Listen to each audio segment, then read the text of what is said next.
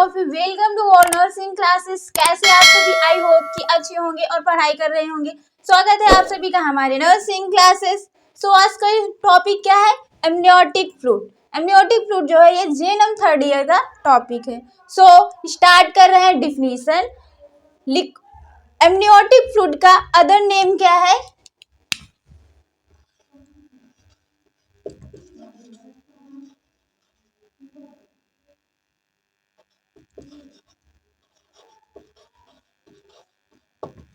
Amniotic fluid को other name से liquid एमनी भी कहते हैं। सो डिफिनीशन स्टार्ट कर रहे हैं। क्या है कि it contain 99% of water and 1% of solid. It prevent foetus from injury and maintain temperature of the foetus.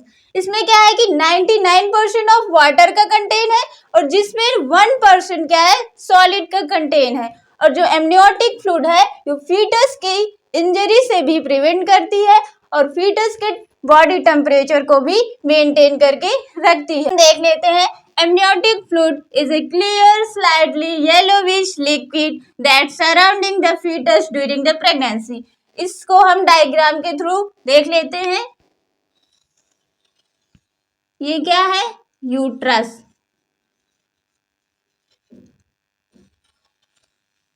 ये क्या है?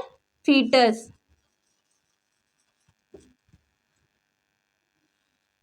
ये हुआ प्लासेंटा।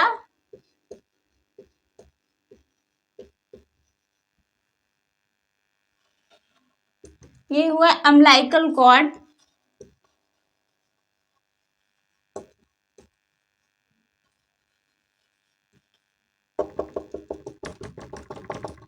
ये हुआ एमनियोटिक फ्लूइड।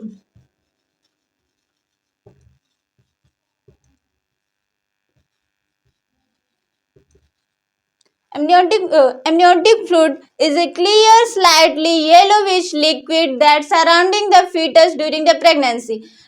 Amniotic fluid क्या है? एक clear, slightly yellowish liquid है जो fetus के surrounding में present है during the pregnancy के टाइम पे। समझ में आया? Amniotic fluid is a clear, slightly yellowish liquid that surrounding the fetus during the pregnancy. Contain amniotic sac.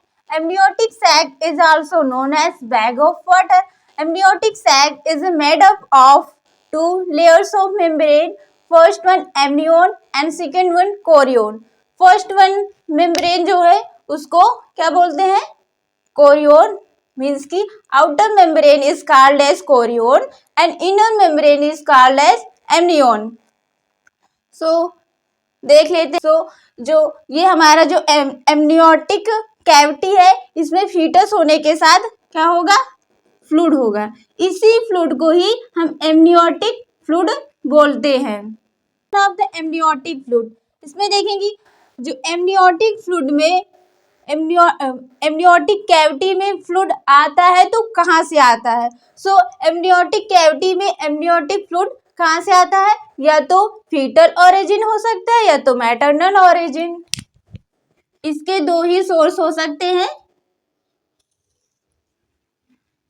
या तो मैटरनल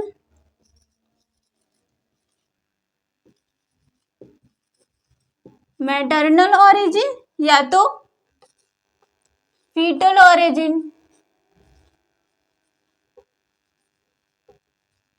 मैटरनल ओरिजिन जो होता है स्टार्टिंग के फर्स्ट ट्राइमेस्टर या 12 वीक में एक इम्पॉर्टेंट या मेजर पार्टिसिपेशन रोल प्ले करती है, क्योंकि जो फीटल ओरिजिन होता है ये 12 वीक में इतना मैच्योर नहीं होता कि ये मतलब मीन्स कि डेवलपमेंट इसका नहीं हुआ होता है कि फ्लूइड हो सके। सो जो मैटरनल ओरिजिन है ये एक इम्पॉर्टेंट रोल प्ले करती है 12 वीक में।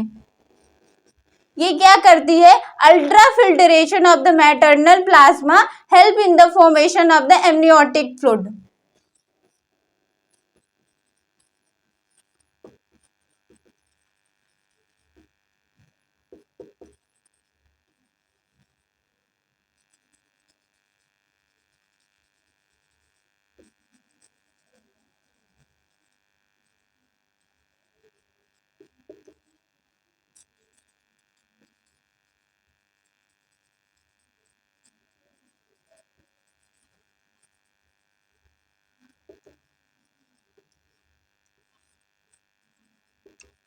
मैटरनल ओरिजिन क्या है कि ultra filtration of the maternal plasma help in the formation of the amniotic fluid. Maternal origin जो होती है ये अपने प्लाज्मा को अल्ट्रा फिल्टर करती है ताकि एमनियोटिक फ्लूइड को फॉर्मेशन हो सके।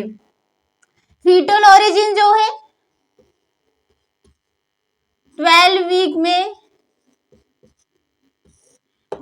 में क्या होता है कि फीटल के स्किन के डिफ्यूजन प्रोसेस के थ्रू जो फ्लूइड होता है वो एमनियोटिक कैविटी में जाता है। बट क्या होता है कि 20 वीक में, ये समझ में आया, 12 वीक में क्या होता है कि फीटल के स्किन के डिफ्यूजन प्रोसेस के थ्रू जो फ्लूइड होता है वो एमनियोटिक कैविटी में जाता है। बट 20 वीक में क्या होता है कि जो फीटल के स्किन से डिफ्यूजन प्रोसेस हो रही थी वो नहीं होती है, जो डिफ्यूजन प्रोसेस हो रही थी वो नहीं होती है। इसमें डिफ्यूजन प्रोसेस नहीं होती है क्योंकि जो फीटस की जो स्किन है उसका क्वांटिफिकेशन होने लगता है। Quantification means it is a final stage of keratinization. जब 20 वीक में फीटस की जो स्किन होती है उसका क्या होने लगता है, क्वांटिफिकेशन होने लगता है, जिस वो क्या होता है कि it is a final stage of the keratinization, कि उसका क्वांटिफिकेशन मीन्स क्या होता है,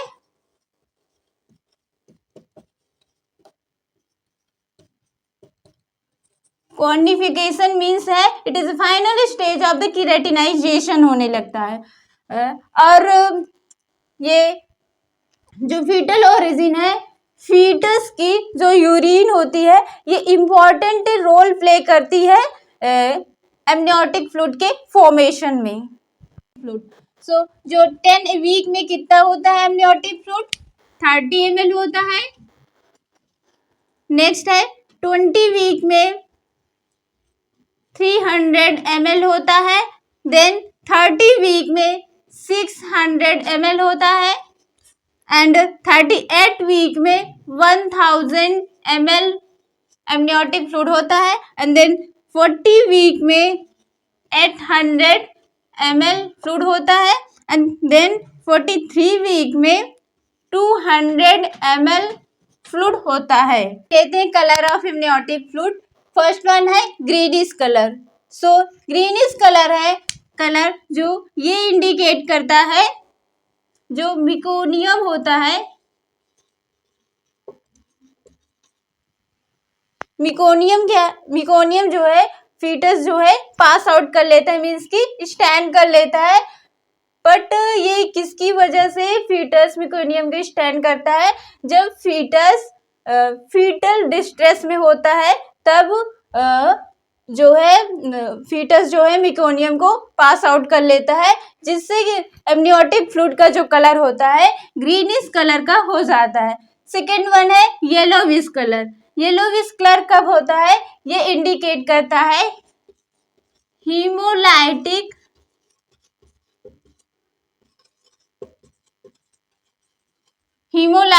disease.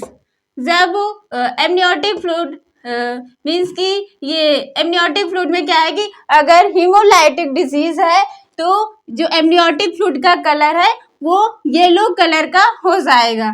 Second brown colour. Brown colour कब हो जाता है एमनियोटिक फ्लूइड, जब आईयूडी की कंडीशन होती है, मीन्स कि इंट्रा यूट्राइन डेथ, जब फीटस यूट्रस में ही डेथ हो जाता है तब जो एमनियोटिक फ्लूइड है वो ब्राउन कलर का हो जाता है। सेकेंड देख लेते हैं saffron greenish colour. Amniotic fluid saffron greenish colour कब होता है, जब पोस्टम प्रेगनेंसी होती है।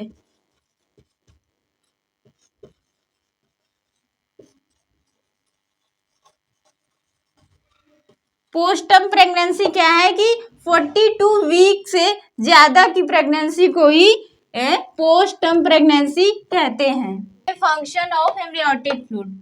फर्स्ट वन क्या है कि प्रोटेक्शन। जो एमनियोटिक फ्लूइड है फीटस को प्रोटेक्ट करके रखता है, जैसे कि किसी ट्रॉमा या इंजरी से जो एमनियोटिक फ्लूइड है वो प्रोटेक्ट करके रखता है। सेकेंड वन है टेम्परेचर रेगुलेशन। जो एमनियोटिक फ्लूइड है फीटस को उसका जो टेम्परेचर होता है बॉडी का वो रेगुलेट करके रखता है। And third one foetal development. Foetal development means कि जैसे कि जो एमनियोटिक फ्लूइड है उसकी वजह से जो फीटस की ग्रोथ है वो उसमें डेवलपमेंट होता है, जैसे कि हमारा स्केलेटल सिस्टम हुआ या मस्कुलो स्केलेटल सिस्टम हुआ। नेक्स्ट देख लेते हैं इन्फेक्शन। जो एमनियोटिक फ्लूइड है वो इन्फेक्शन से प्रिवेंट करके रखती है। नेक्स्ट है amniotic fluid does not provide nutrition to foetus. जो एमनियोटिक फ्लूइड होता है वो फीटस को न्यूट्रिशन प्रोवाइड नहीं करता है। You understood this video, please like and subscribe there my channel.